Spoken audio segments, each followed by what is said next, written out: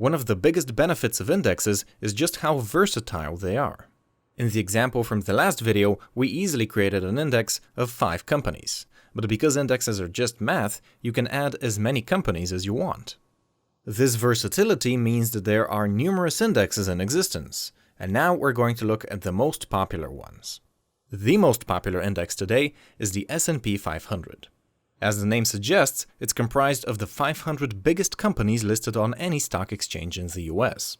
Indexes like the S&P 500 are what we call national indexes, and unsurprisingly, almost all countries have them. Bigger countries like the US, which has multiple stock exchanges, can go even further. In America, the major stock exchanges each have their own indexes comprised of companies listed solely on that exchange.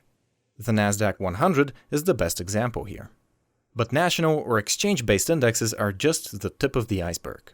If you want to see the bigger picture, you can combine companies from multiple countries into a single index.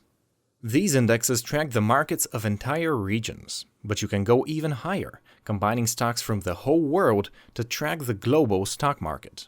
At this level, indexes are comprised of several thousand companies and are extremely diversified.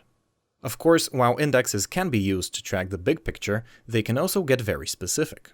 There are indexes that only count companies meeting specific guidelines, like the Dividend Aristocrats Index, which contains companies that have increased their dividends every year for the past 25 years.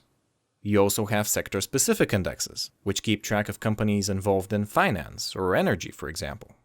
The variety is endless, so much so that you even find indexes like the Obesity Index, which looks at companies that are making the best out of America's weight problem.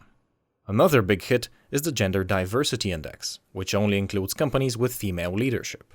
A noble effort that has sadly underperformed the market. But since indexes are just math and don't actually exist, you might be wondering why we're even talking about them. Well, investing directly into an index is impossible, but there is a way for you to match the performance of an index very closely. In the next video, we'll learn about this almost magical class of products that is the pinnacle of convenience: ETFs.